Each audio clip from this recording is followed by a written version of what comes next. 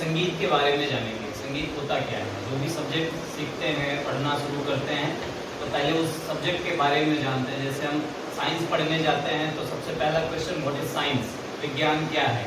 ठीक है, तो हम म्यूजिक क्लास में आज बैठे हुए हैं, म्यूजिक सीखने आए हैं, संगीत सीखने आए हैं। तो संगीत क्या है, तो इसमें शब्दों की जो परिभाषा है वो तो बहुत अलग अलग है। बहुत सारे लोग अपने मन की भावनाओं को व्यक्त करते हैं। कुछ लोग बोलेंगे कि music is a voice of soul, संगीत आत्मा की आवाज़ है। कुछ इससे होने वाले जादू, इससे होने वाले मेडिसिन के बारे में आपको बताएंगे। तो वो अपने मन के भावों को व्यक्त करते हैं। संगीत का जो अर्थ है, म्यूज़िक का जो अर्थ है, गीतम वाद्यम तथा नृत्यम त्रयम संगीत मुच्यते, यानी गायन, वादन तथा नृत्य, तीनों के मेल को संगीत कहते हैं।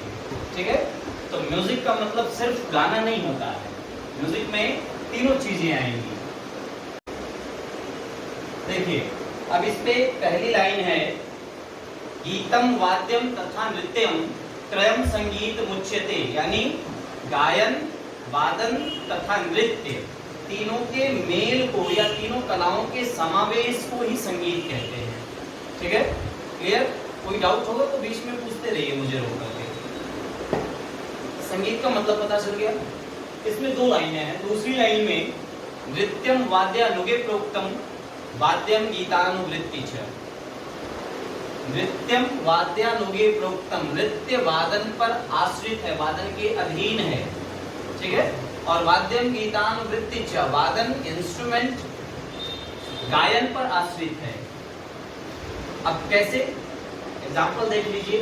नृत्यम वाद्यानुगे प्रोक्तम, नृत्य वादन के अधीन है। सपोज कि आपको नृत्य करना आता है, डांस करना आता है, और आपको स्टेज पर खड़ा कर दिया गया, डांस करिए, लेकिन कुछ बज नहीं रहा है, कोई इंस्ट्रूमेंट नहीं बज रहा है, कोई गाने, कोई टेप रिकॉर्डर, डीवीडी, कुछ भी नहीं बज रहा है, तो आप डांस क्या करेंगे?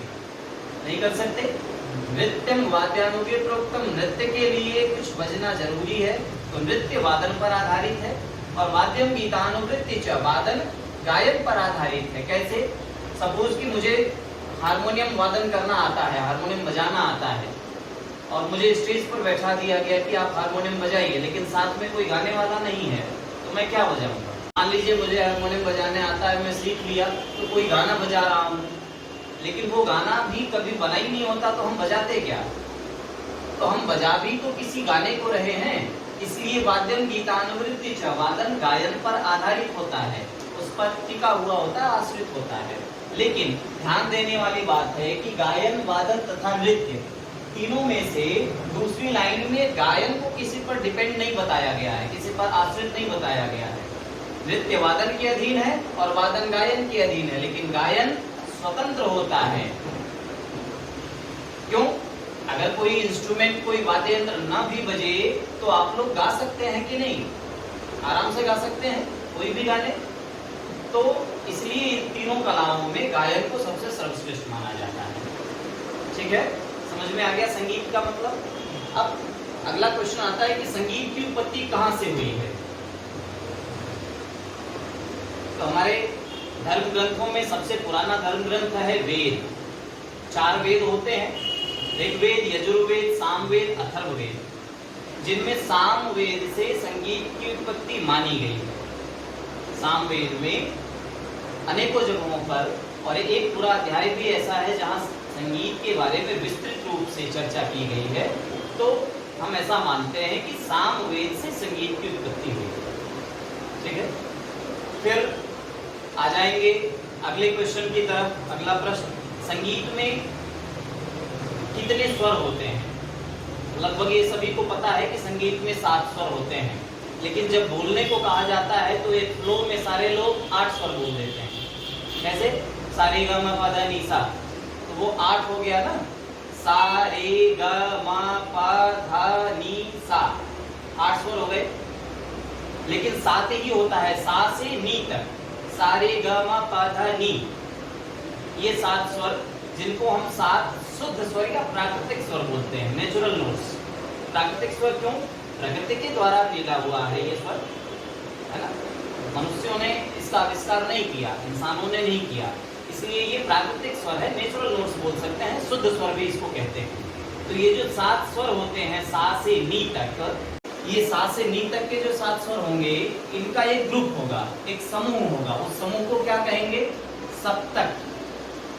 यानी सप्तक की परिभाषा अगर पूछी जाएगी कि सप्तक किसको कहते हैं, तो सा से नी तक के 7 शुद्ध स्वरों के समूह को ही सप्तक कहते हैं।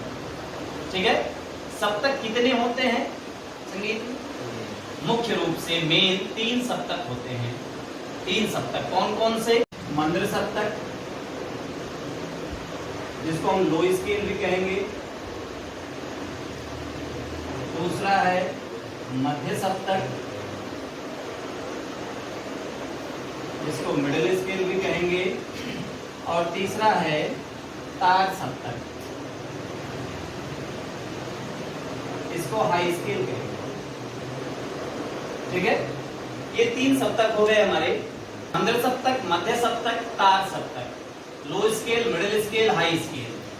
तीनों में वही स्वर होंगे सा से नी तक, सारे गामा पा धा नी, लो स्केल में भी, सारे गामा पा धा नी मिडिल स्केल में भी, और सारे गामा पा धा नी हाई स्केल में भी। जैसे हम देखेंगे हारमोनियम में यहाँ से सा शुरू है, मिडिल स्केल, मध्य सप्तक, सारे गामा पा धा नी।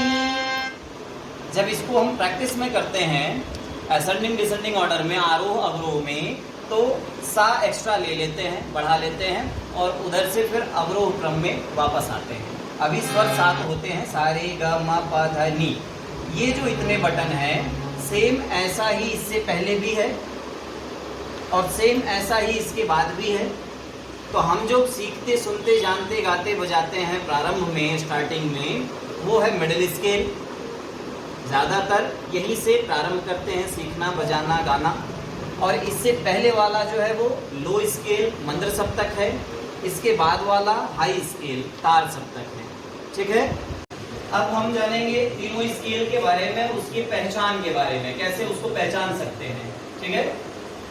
पहला था हमारा मंद्र सप्तक, ये 7 स्वर होंगे, सारे गा मा पा धा नी।